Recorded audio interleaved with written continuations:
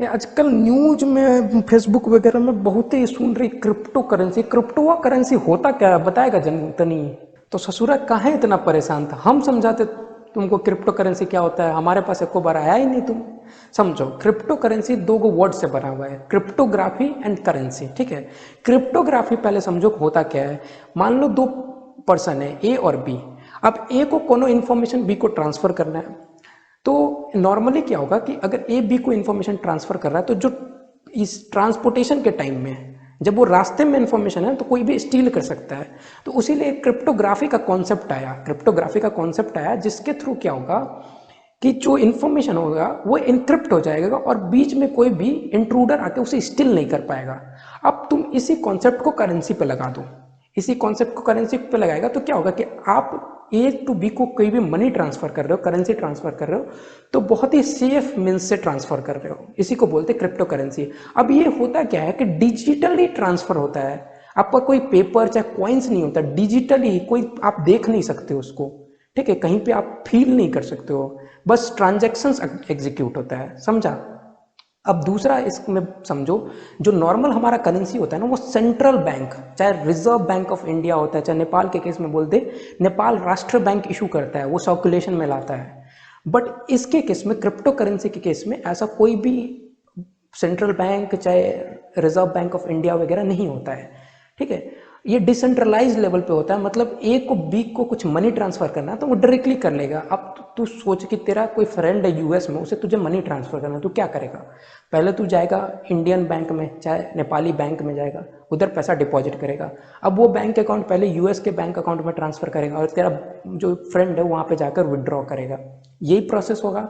But crypto में ऐसा नहीं है, सीधा अब तू एक से बी को, जैसे तेरा फ्रेंड को डायरेक्टली तू ट्रांसफर कर पाएगा और इसमें हार्डली 10 मिनट्स लगता है। ठीक है, बट वही तू सोच कि अगर तू बैंक में जाता, बैंक फिर वापस से यूएस में ट्रांसफर करता, फिर विड्रॉ होता, तो कितना लेंदी और क्लमजी सा प्रोसेस हो जाता। तो ये काफ़ी शॉर्ट में, मतलब इजी वे में और सेफ वे में मनी ट्रांसफर कर पा रहा है। समझ। तो बिटकॉइन है या फिर और भी कोई क्रिप्टो करेंसी होता है? मैंने बिटकॉइन बहुत सुना है बट पता नहीं और भी क्रिप्टो करेंसी होता है कि सिर्फ बिटकॉइन होता है। तो तूने ठीक बोला, एगो ससुरा बिटकॉइन तो है ही, मगर स्टेलर, थेथर, लाइट कॉइन भी है। बट जो ये बिटकॉइन है ना ससुरा, ये बहुत ज़्यादा फेमस है, बहुत ज़्यादा यूज में है। और इसको जो बनाया था उसका नाम है सतोशी नाकामोटो। और ससुरा आज तक किसी को पता ही नहीं चला ये है कौन। ये आज तक एनिनोमस है, किसी को पता ही नहीं है कौन। अब इस जो ससुरा ने बनाया था बिटकॉइन, वो 21 मिलियन नंबर ऑफ बिटकॉइंस बनाया था, जिसमें से 18.5 मिलियन आज के डेट में सर्कुलेशन में है। मतलब समझ कि ये लिमिटेड है, जैसे लिमिटेड रिसोर्स होता है ना, जैसे गोल्ड है, डायमंड है, लिमिटेड है ना, वैसे ही बिटकॉइन भी लिमिटेड है। उसने 21 मिलियन ही बनाया कि कल को जाके अनलिमिटेड हो जाएगा तो बिटकॉइन का समझ वैल्यू खत्म हो जाएगा। लिमिटेड है तो तभी तो बिटकॉइन का वैल्यू है। तो अब ये माइन किया जाता है, मतलब समझ तू कि कोई खजाना है, खजाना है तो क्या होता है कि एक्सपर्ट लोग जाकर उसमें से माइन करते, निकालते, खोदते हैं। वैसे बिटकॉइन भी उसने डिजिटली बिटकॉइन बना दिया है। अब ए मान ले किसी को इन्फॉर्मेशन ट्रांसफर कर रहा है, मान ले बी को इन्फॉर्मेशन ट्रांसफर कर रहा है, तो उससे एक कॉम्प्लेक्स मैथमेटिकल प्रॉब्लम जनरेट होता है और बहुत सारे प्रोग्रामर्स वगैरह, कोडर्स वगैरह उसके पीछे लग जाते हैं, सॉल्व करने के पीछे परमुटेशन कॉम्बिनेशन वगैरह लगाते हैं। अब जो भी सक्सेसफुली सॉल्व कर लेता है ना, उसको मिलता है 6.25 bitcoin, 6.25 for solving one problem. अब ये डिक्रीज होते जाएगा, जैसे जैसे टाइम आगे बढ़ेगा वैसे वैसे ये डिक्रीज होगा। तो अब 6.25 बिटकॉइन जैसे वो अर्न करता है कोई भी पर्सन, वैसे 18.5 मिलियन प्लस 6.25 बिटकॉइन ऐड होते जाएगा। तो वैसे वैसे वो माइनिंग होगा और एक दिन पे जाके 18.5 मिलियन 21 मिलियन तक चला जाएगा। और वो एक्सपेक्टेड डेट है 2040 तक सारे बिटकॉइंस माइनिंग हो जाएंगे, फिर नए बिटकॉइंस नहीं आएंगे सर्कुलेशन में। जो एग्जिस्टिंग बिटकॉइन है उसी की परचेज और सेल होगी, उसी की परचेज और सेल होगी।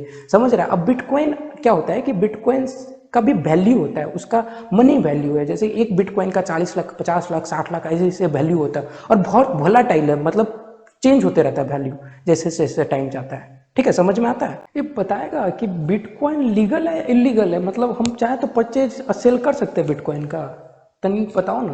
तो बिटकॉइन जो तू पूछा कि लीगल है या इलीगल है, डिपेंड करता है कि सरकार का पॉलिसी क्या है। ठीक है। अब जैसे तू बोलेगा नेपाल में बिटकॉइन बिल्कुल बैन है और इंडिया में लीगल है, इंडिया में लीगल है, इंडिया में भी पहले बैन था, बट सुप्रीम कोर्ट का ऑर्डर आ गया गवर्नमेंट के अगेंस्ट, जहां पे उसने लीगलाइज कर दिया बिटकॉइन को। तो आज के डेट में बोला जाए तो बिटकॉइन इंडिया में लीगल है, ठीक है। एक सिक्योरिटी जो शेयर्स वगैरह होता है ना, वैसे ही बिटकॉइन भी आज के डेट में इंडिया में ट्रेड होता है और उसका प्राइसेस वगैरह भी फ्लक्चुएट होता है। मुझे लगता है अब तेरा सारा डाउट सॉल्व हो गया है, ठीक है। मिलते हैं फिर कभी चाय पे, ठंडे पे।